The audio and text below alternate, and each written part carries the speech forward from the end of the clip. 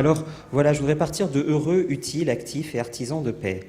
Heureux, en tout cas, ce qu'on sait à l'heure actuelle, c'est que un petit peu de réseaux sociaux n'empêche pas forcément d'être heureux, mais en général, les gens qui y sont beaucoup, ils vont plutôt pas très bien psychologiquement. Donc on pourra toujours discuter de ces recherches-là en termes de causes et de conséquences. Évidemment, c'est peut-être les gens qui vont pas très bien, qui sont plus sur les réseaux sociaux.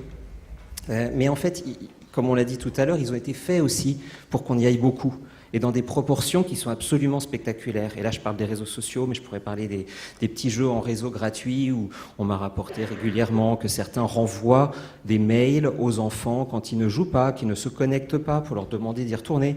Et puis ensuite, si l'enfant n'y retourne pas, ils les menacent. Ils disent, mais si tu ne joues pas, on va te déconnecter pendant une semaine du jeu. Vous voyez, souvent, il y a une problématique d'attachement sous-jacente, et il me semble, et ça c'est quelque chose dont on peut faire tous l'expérience avec ou sans problématique d'attachement, que les médias à écran, aussi intéressants puissent-ils être, fonctionnent pour nous êtres humains comme des simulateurs de présence.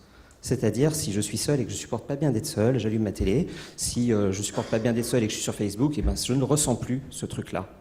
Or, une des grandes tâches du développement, c'est le développement de cette capacité à être seul.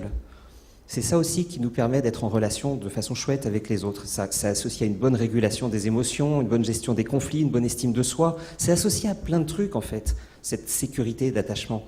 En fait, il faut être bien attaché avec des êtres humains pour pouvoir aussi se séparer. Enfin, c'est des concepts très liés.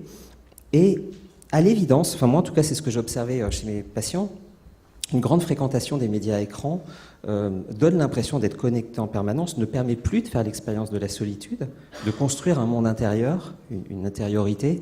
Et je pense que là, on pourrait même toucher à quelque chose de spirituel, une capacité à être avec soi-même qui est importante, pour être avec autrui, vous voyez, et aussi de pouvoir par exemple, pour vivre le conflit avec quelqu'un, ça c'est des choses que j'observe chez mes patients. Des patients qui ont des grandes angoisses d'abandon sont incapables d'entrer en conflit avec quelqu'un. Souvent, ils le font quand même, malgré eux.